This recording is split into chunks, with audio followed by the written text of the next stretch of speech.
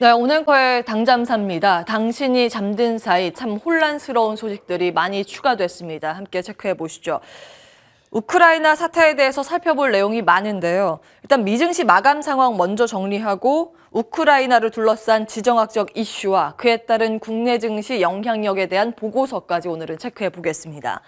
자, 미국에서 사실 이날 경제 지표 잘 나왔습니다. 제조업 구매 관리자 지수 등이 좋게 나왔는데요. 전쟁 리스크에 다 묻혔습니다. 장 초반에는 3대 지수가 그래도 좀 양호한 흐름을 보이면서 특히 이제 반도체주가 반등도 시도했는데 결국에는 전쟁 관련 우려감이 시장의 발목을 잡는 모습이었습니다. 장중의 흐름 부진한 모습이 전개됐고요. 3대 지수 일제히 1% 넘는 조정으로 마무리가 됐습니다. 다음 보겠습니다. 히트맵 보시죠. 모든 업종이 밀렸고요. 우리에게 익숙한 기술주들 아마존, 구글, 애플 1, 2%대의 하방 압력을 받았습니다. 특히 그동안 좀 선전해줬었던 소비재 관련주의 낙폭이 컸고 델타 항공 등의 리오프닝 관련주도 한 2% 밀렸습니다. 그나마 반도체가 덜 빠졌다는 점을 위안 삼아야 할까요? AMD 대표적인 반도체 성장주죠. 1% 넘게 올랐고요.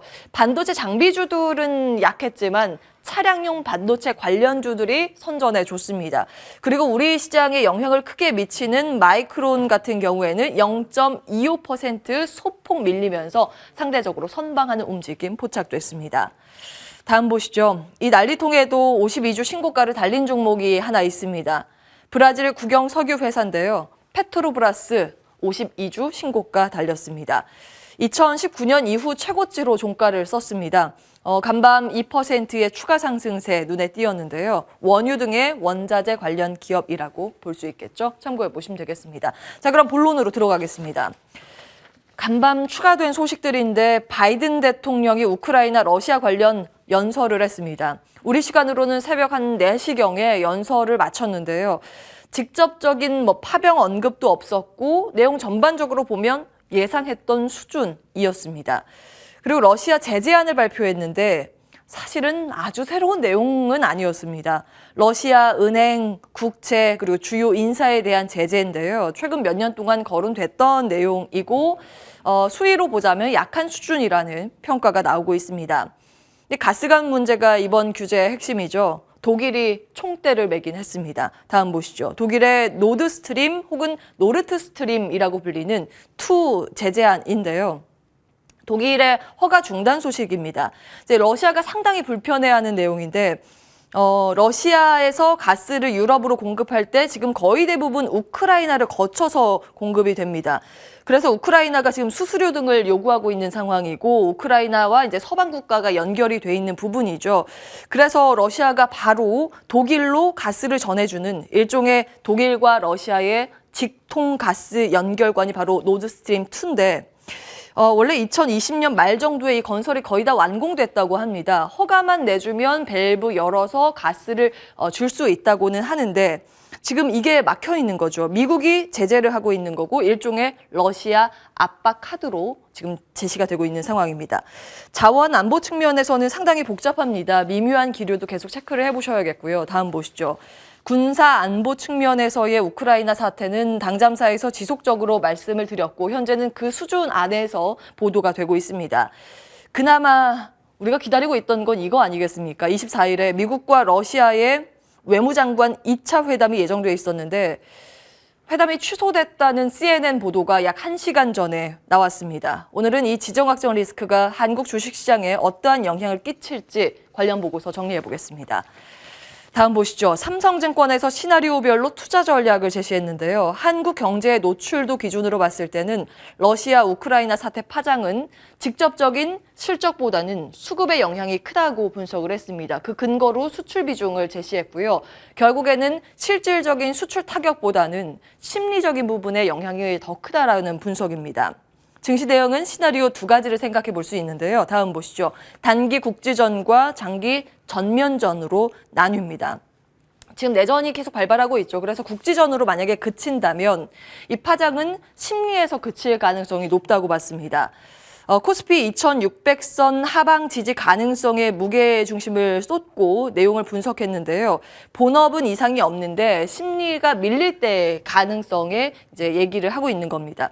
그리고 보시면 이제 압축 대응 전략으로 제시하고 있는 섹터입니다. 실적이 좀 나아질 것으로 그걸 찍히고 있는 섹터들 많이 언급이 되고 있죠. 바이오 쪽은 CMO 만드는 쪽 이야기를 하고 있습니다. 이 점 참고해 보시기 바라겠고요. 이제 전면전이 문제인데 파장이 더 클 것으로 분석됩니다. 근데 전면전은 또 두 가지 가능성을 염두에 둘 필요가 있겠습니다. 시스템 리스크로 가느냐 마느냐의 문제인데 만약에 2012년 유로존 재정 위기나 그다음 년 버냉키 쇼크, 그다음 러시아 위기, 2018년 G2, 미국과 중국의 리스크 등의 수준으로 본다면 당시의 코스피는 60월 이동평균선이 1차 지지 역할을 했는데요. 지금 환산지수로 따져봤을 때는 1차 하방 지지선 코스피 2500선이 제시가 되고 있습니다. 그리고 최악의 경우 만약에 2008년 미국의 금융위기처럼 시스템 리스크까지 번진다면 그 당시에 코스피 120월 이동평균선이 하방이었는데 그걸 또 따져봤을 때는 2300선이라는 분석입니다. 다음 보시죠. 업종별 영향도 쭉 살펴보겠습니다. 러시아나 우크라이나 수출입 비중으로 고려했을 때 업종에 미칠 영향력 분석이 됐는데요. 삼성증권의 보도입니다. 긍정 예상은 보시는 것처럼 거의 원자재 관련이죠. 국제 유가 관련 수혜 예상인 정유 섹터고요. 조선 쪽은 에너지 가격이 상승하면 수주가 늘어날 것이라는 그런 연결고리가 있습니다. 그리고 비철금속은 아시다시피 러시아가 알루미늄, 니켈 생산국이어서 공급이 타이트해질 가능성이 있다는 분석, 종목은 고려아연, 풍산 등을 언급했습니다.